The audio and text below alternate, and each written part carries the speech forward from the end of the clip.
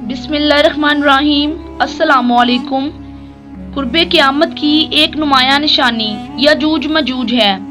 ये एक ऐसी कौम है जो अल्लाह ताला की सख्त नाफरमान और आबादी में बहुत ज़्यादा है।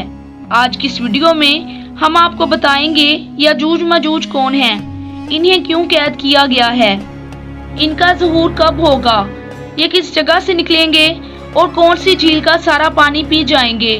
तो वीडियो को मुकम्मल ज़रूर देखिएगा।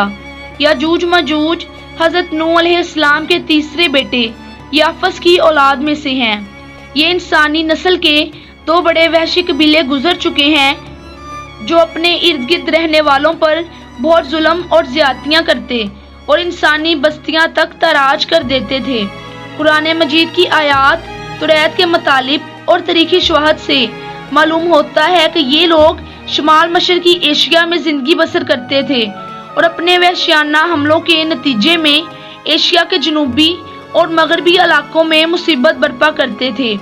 बाज़ तारीख दानों ने इनके रहायशी इलाके को मास्को और तोबल सेक के आसपास बतलाया है और बाज़ का ख्याल है कि याजूज मजूज के शहर तिब्बत और चीन से बहरे मंजमद शमाली तक और मगरिब में तुर्किस्तान तक फैले हुए थे। हज़रत जुल्करनैन के ज़माने में याजूज मजूज के हमले वबाले जान बन गए थे। इनकी रोकथाम के लिए जुल्करनैन ने पहाड़ों के माबैन ऊंची और मजबूत सद यानी दीवार तामीर फरमाई। जुल्करनैन और सद जुल्करनैन का जिक्र कुरान करीम की सूरतुल कहफ में मौजूद है। जिस जुल्करनैन का कुरान में जिक्र है, तारीखी तौर पर वो कौन शख्स है, इस सिलसिले में मुफस्सरीन के दरमियान इख्तलाफ है। तारीख की किताबों के मुताले के बाद लोगों ने जुल्करनैन की शख्सियत और सदे जुल्करनैन से मुतल्लिक मुख्तलिफ अंदाजे लगाए हैं। बहुत से कदीम उलमा और मुफक्कर सिकंदर आज़म को ही जुल्करनैन मानते हैं, मगर बाज़ का इसका इनकार करके ये दलील पेश करते हैं कि जुल्करनैन दरअसल हज़रत सुलेमान अलैहिस्सलाम का खिताब था। जदीद ज़माने के कुछ मुफस्सिर और मुफक्किर जुल्करनैन को कदीम ईरानी बादशाह साइरस आज़म का दूसरा नाम भी करार देते हैं और ये निस्बतन ज़्यादा करीब कियास है, मगर बहरहाल अभी तक यकीन के साथ किसी शख्सियत को इसका मुस्ताक नहीं ठहराया जा सकता। जुल्करनैन की बाबत कुरान ने सराहत की है कि वो एक ऐसा हुक्मरान था जिसको अल्लाह ताला ने असबाब और वसाइल की फरावानी से नवाजा था। वो मशरकी और मगरबी ममालिक को फतह करता हुआ एक ऐसे पहाड़ी दर्रे पर पहुंचा जिसकी दूसरी तरफ याजूज मजूज थे। कुरान करीम की सूरत कहफ में बहवाला याजूज मजूज जुल्करनैन के हालात बयान करते हुए फरमाया गया है कि जब वो अपनी शुमाली मुहिम के दौरान 100 दीवारों यानी पहाड़ों के दरमियान पहुंचा तो वहां उसे एक ऐसी कौम मिली जिसकी जुबान नाकाबिले फहम थी। ताहम जब तर्जुमान के जरिए गुफ्तगू हुई तो उन्होंने अर्ज किया कि याजूज मजूज इस सरजमीन पर फसाद फैलाते हैं, लिहाजा तू हमारे और इनके दरमियान एक सद यानी दीवार तामीर कर दे।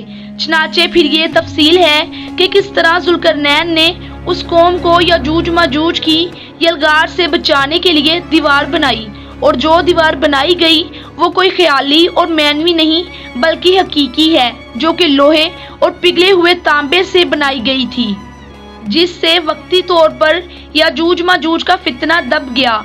जब यह दीवार तामीर हो गई तो जुल्करनैन ने अल्लाह का शुक्र अदा किया जिसने ये दीवार बनाने और लोगों को आए दिन की परेशानियों से निजात दिलाने की तौफीक बख्शी, मगर साथ ही लोगों को ये भी बता दिया कि ये दीवार अगरचे बहुत मजबूत और मुस्तहकम है, मगर ये लाजवाल नहीं कि जो चीज़ भी बनी है बिलाखिर फना होने वाली है और जब मेरे रब के वादे का वक़्त करीब आएगा तो वो इसको पैवंद खाक कर देगा और मेरे रब का वादा बरहक है। रही ये बात कि सदे जुल्करनैन कहाँ वाक़या है, तो इसमें भी इख्तलाफात हैं, क्योंकि आज तक ऐसे 5 दीवारें मालूम हो चुकी हैं जो मुख्तलिफ बादशाहों ने मुख्तलिफ इलाकों में मुख्तलिफ अदवार में जंगजू कौमों के हमलों से बचाव की खातिर बनवाई थीं। इनमें सबसे ज़्यादा मशहूर दीवारें चीन है, जिसकी लंबाई का अंदाज़ा 1200 मील से लेकर 1500 मील तक किया गया है और ये अब तक मौजूद है। लेकिन वाज़ेह रहे कि दीवारें चीन लोहे और तांबे से बनी हुई नहीं है اور نہ ہی وہ کسی چھوٹے کوہستانی درے میں ہے، بلکہ وہ ایک عام مسالے سے بنی ہوئی دیوار ہے۔ بعض کا اصرار ہے کہ یہ وہی دیوار معرب ہے جو کہ یمن میں ہے۔ یہ ٹھیک ہے کہ دیوار معرب ایک کوہستانی درے میں بنائی گئی ہے، لیکن وہ سیلاب کو روکنے کے لیے اور پانی کو ذخیرہ کرنے کے مقصد سے بنائی گئی ہے۔ ویسے بھی وہ لوہے اور تانبے سے بنی ہوئی نہیں ہے، جبکہ علماء اور محققین کی گواہی کے مطابق سرزمین قفقاز میں دریائے خزر اور دریائے سیاہ کے درمیان پہاڑوں کا ایک سلسلہ ہے جو کہ دیوار کی طرح شمال اور جنوب کو ایک دوسرے سے الگ کرتا ہے۔ اس میں ایک دیوار کی طرح کا درہ بھی موجود ہے جو مشہور درہ داریال ہے۔ یہاں اب تک ایک قدیم تاریخی لوہے کی دیوار نظر آتی ہے۔ اسی بنا پر بہت سے لوگوں کا نظریہ ہے کہ دیوار ذوالقرنین یہی ہے، اگرچہ سد ذوالقرنین بڑی مضبوط بنائی گئی ہے، جس کے اوپر چڑھ کر یا اس میں سوراخ کر کے یاجوج ماجوج کا ادھر آنا ممکن نہیں، لیکن جب اللہ کا وعدہ پورا ہوگا تو وہ اسے ریزہ ریزہ کر کے زمین کے برابر کر دے گا۔ اس وعدے سے مراد قیامت کے قریب یاجوج ماجوج کا ظہور ہے۔ صحیح بخاری کی ایک حدیث میں حضور نبی کریم صلی اللہ علیہ وآلہ وسلم نے اس دیوار میں تھوڑے سے سوراخ کو فتنے کے قریب ہونے سے تعبیر فرمایا۔ ایک اور حدیث میں آتا ہے کہ یاجوج ماجوج اس دیوار کو گرانے کی کوشش کرتے ہیں لیکن ناکام ہو جاتے ہیں۔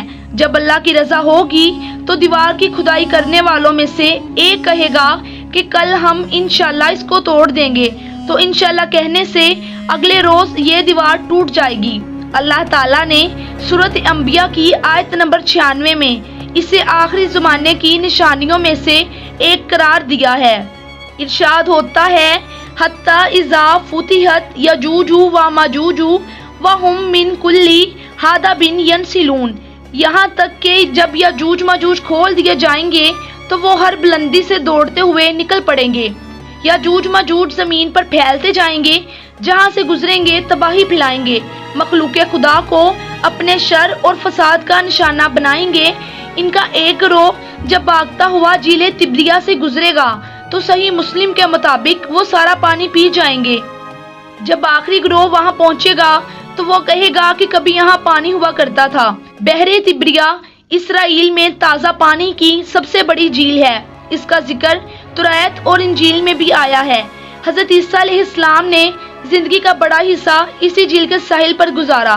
یہاں سے قتل و غارت کرتے ہوئے یاجوج ماجوج بیت المقدس تک پہنچیں گے اور اعلان کریں گے کہ زمین پر ہمارا قبضہ ہو چکا ہے، اب ہم آسمانوں پر بھی قبضہ کریں گے اور یہ آسمان کی طرف تیر پھینکیں گے جو خون آلود واپس آئیں گے، کوئی ان کا مقابلہ نہ کر پائے گا۔ روایات میں آتا ہے کہ یاجوج ماجوج کی جانب سے آسمان کی جانب پھینکے گئے تیروں پر رب تعالیٰ کی قدرت سے خون آن لگے گا اور وہ سمجھیں گے کہ انہوں نے آسمان کو بھی فتح کر لیا ہے۔ زمین میں فساد پھیلائیں گے، یعنی انسانوں کو کھانے سے بھی گریز نہیں کریں گے۔ تو اللہ تعالیٰ کی طرف سے حضرت عیسیٰ علیہ السلام کو حکم ہوگا کہ وہ مسلمانوں کو کوہ طور کی طرف جمع کریں، کیونکہ یاجوج ماجوج کا مقابلہ کسی کے بس میں نہ ہوگا۔ حضرت عیسیٰ علیہ السلام اور ان کے ساتھی اس وقت ایک ایسی جگہ پر کھڑے ہوں گے جہاں غذا کی سخت قلت ہوگی۔ پھر لوگوں کی درخواست پر حضرت عیسیٰ علیہ السلام ان کے لیے بد دعا فرمائیں گے، پس اللہ تعالیٰ ان کی گردنوں اور کانوں میں کیڑا پیدا کر دے گا جو کہ بعد میں پھوڑا بن جائے گا، جس کے پھٹنے سے یہ ہلاک ہونا شروع ہو جائیں گے، سب کے سب مر جائیں گے اور ان کی لاشوں سے ایک بالش زمین بھی خالی نہ ہوگی اور ہر طرف ان کی لاشوں کی گندی بو پھیل جائے گی۔ پھر عیسیٰ ابن مریم دعا کریں گے تو اللہ جل شانہ اونٹ کی گردن کے برابر پرندے بھیجیں گے جو ان کی لاشوں کو اٹھا کر جانے کہاں پھینک دیں گے۔ پھر ایک بارش ہوگی جس سے کل زمین صاف شفاف ہو جائے گی اور ہر طرف ہریالی اور خوشحالی ہوگی۔ صحیح مسلم میں نواس بن سمعان کی روایت میں صراحت ہے کہ یاجوج ماجوج کا ظہور حضرت عیسیٰ علیہ السلام کے نزول کے بعد ان کی موجودگی میں ہوگا۔ یاجوج ماجوج کے بارے میں مختلف روایات میں آتا ہے کہ یہ 9 حصے ہیں اور انسان اور جنات ایک حصہ آبادی ہیں۔ جہنم میں بھی ہر 10 میں سے 9 کا تعلق یاجوج ماجوج سے ہوگا۔ ان کی جسمانی ساخت کے بارے میں مختلف روایات بیان کی جاتی ہیں۔ ایک روایت میں آتا ہے کہ یاجوج ماجوج کے لوگ کئی قسم کے ہیں، بعض شمشاد کی طرح لمبے، بعض طول و عرض دونوں میں 4 ہاتھ، اور بعض اتنے بڑے کان رکھتے ہیں کہ ایک کو بچھاتے اور دوسرے کو اوڑھ لیتے ہیں۔ ابن کثیر کے مطابق یاجوج ماجوج انسانوں کی 2 قومیں ہیں۔ ہماری دعا ہے کہ اللہ تعالی ہمیں ہر قسم کے فتنے سے محفوظ رکھے، آمین ثم آمین۔ تو یہ تھی ہماری آج کی ویڈیو۔ امید کرتی ہوں کہ آپ کو ویڈیو پسند آئے گی۔ ویڈیو اچھی لگی تو اس کو لائک کریں، چینل کو سبسکرائب کریں اور ساتھ ہی بیل کو ہٹ کر کے نوٹیفیکیشنز کو آل پہ کلک کر دیں تاکہ اس طرح کی مزید ویڈیوز سب سے پہلے آپ کو مل سکیں۔ اگلی ویڈیو تک اللہ حافظ۔